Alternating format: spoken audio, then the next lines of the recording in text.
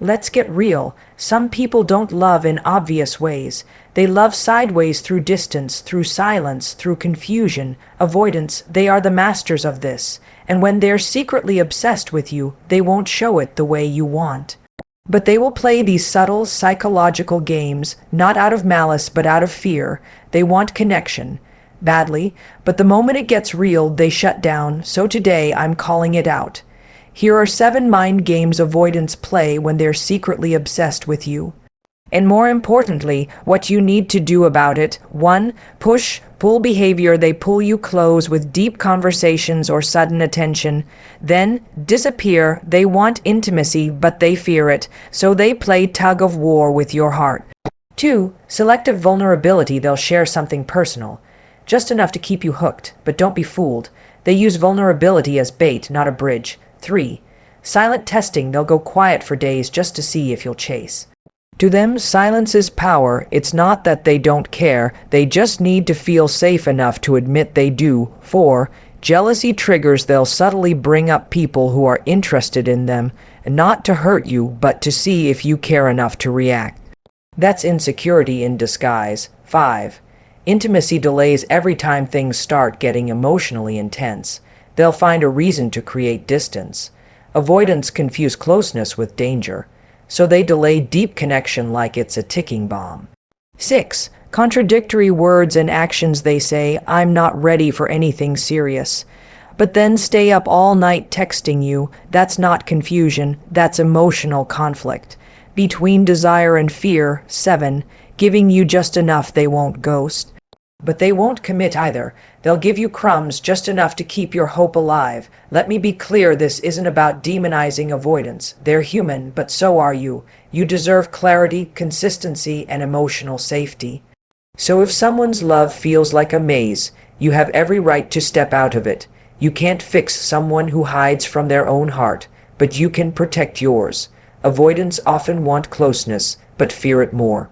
They crave connection just like anyone else. They dream of intimacy, of being seen, of being understood on a soul, deep level. But the moment it starts to feel real, their nervous system interprets it as danger. Love to them feels like a threat, not because they don't care, but because caring means vulnerability, and vulnerability feels unsafe, so they pull away, not to hurt you, but to protect themselves. They may fantasize about being close to you, spending time with you, sharing laughter, emotions, and dreams. But when those opportunities arise in real life, they panic. Their inner alarm bells go off. They start overthinking. What if they get hurt? What if they're not enough? What if you get too close and they lose themselves in the process? So they build walls, they create distance, they delay. They avoid conversations that could deepen the bond. And it confuses the hell out of you, because when they're present, they can feel warm, kind, interested, sometimes even deeply affectionate. But when emotions grow, they switch, withdraw, detach, disappear. You feel it, that emotional whiplash, that inconsistency. One day they're all in, the next day they're unreachable. It's not because they stopped caring. It's because the closeness became too intense.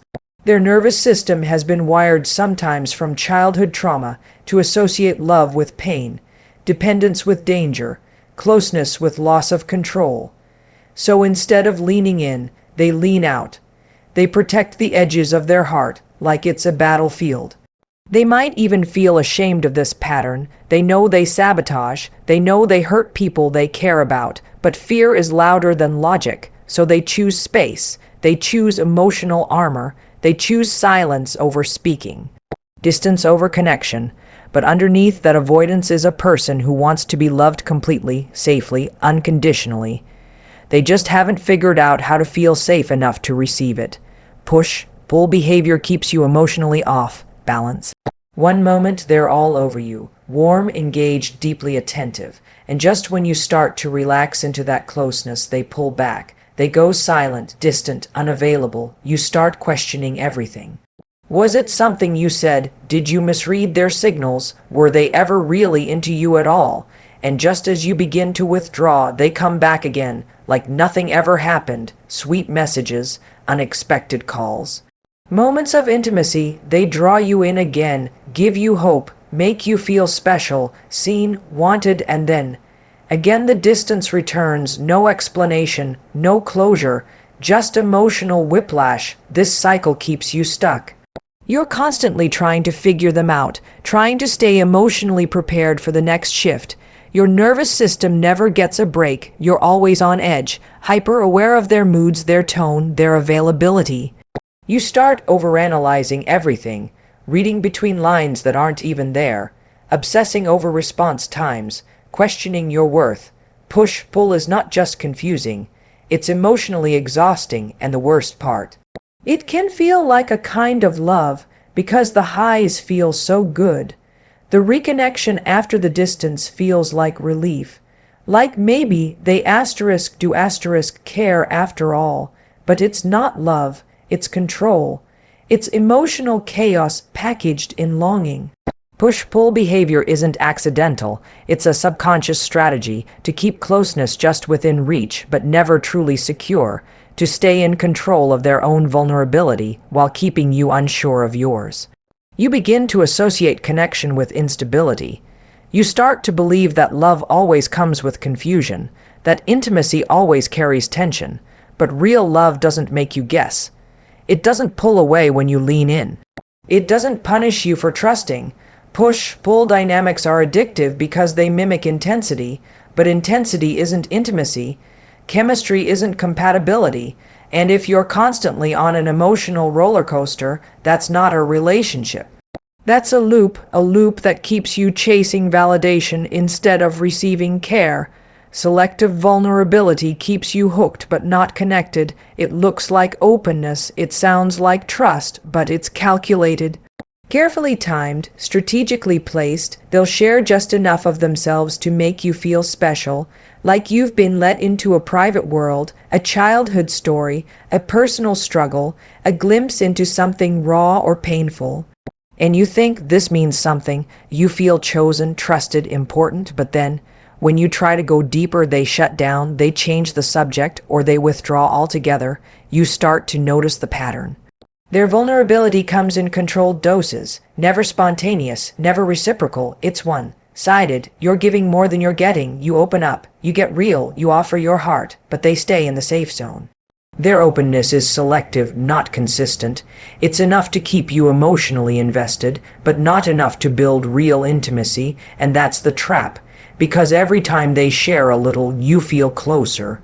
You believe progress is happening, so you stay, you wait. You hope that in time they'll fully let you in, but they won't, because selective vulnerability isn't about connection. It's about control. It keeps them from being too exposed. It lets them enjoy closeness without truly risking anything. You get fragments, not the full picture. You feel like you know them, but you don't. Not fully, not deeply. It's like a puzzle with missing pieces, and you keep trying to fill in the gaps with your own emotional effort. But connection doesn't grow when only one person is willing to be real. Selective vulnerability creates an illusion, a false sense of closeness that's just enough to make you stay, but never enough to feel secure. It hooks your heart but leaves it hanging. You end up doing the emotional heavy lifting, hoping that if you just give more, they'll finally meet you where you are. But that moment rarely comes, because for them, vulnerability is a tool, not a truth. Silent treatment is a manipulation to test your pursuit. It's not just about needing space, it's about control. When someone goes silent without explanation, without clarity, it's meant to create confusion. You start questioning yourself, replaying every word you said, wondering what you did wrong. You feel unsettled, off balance, like you're being punished, but you don't even know the reason. That's the power of the silence.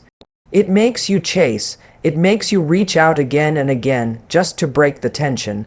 They want to see if you'll come looking, if you'll fight for the connection, if you'll apologize even when you're not sure why. It's not about communication, it's about validation, theirs, not yours. They want to feel wanted, but they don't want to say it out loud, so they disappear and wait.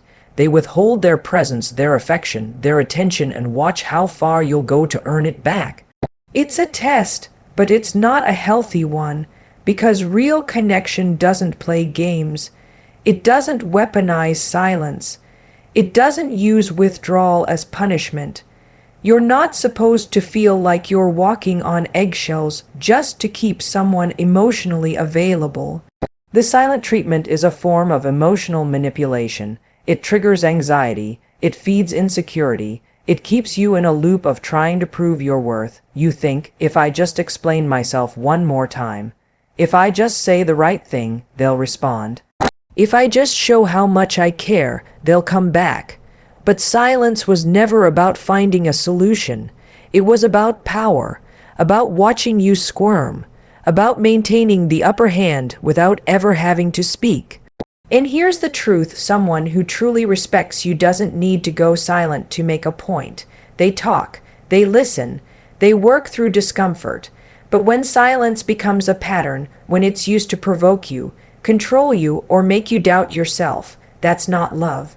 That's a strategy, a subtle way to see how much of yourself you'll sacrifice just to keep them close. Subtle jealousy games signal insecurity, not strength. It might look harmless at first, a casual mention of someone else showing interest in them, a flirty comment about a stranger, a story about an ex, and you wonder, why are they telling you this? What's the purpose? It's not random, it's calculated. They want a reaction. They want to see if you'll flinch, if you'll get jealous, if you'll fight for their attention. It's not about honesty, it's about power. They drop these little seeds to stir something in you, to trigger your anxiety, to spark competition, to make you feel like you could lose them if you don't try harder. It's not confidence speaking, it's insecurity wearing a mask. People who are secure in themselves don't need to make others feel uncertain to feel valued. They don't need to make you question your place to feel more desirable. But insecure people, they play games because they don't believe they're enough without the upper hand. So they create subtle tension.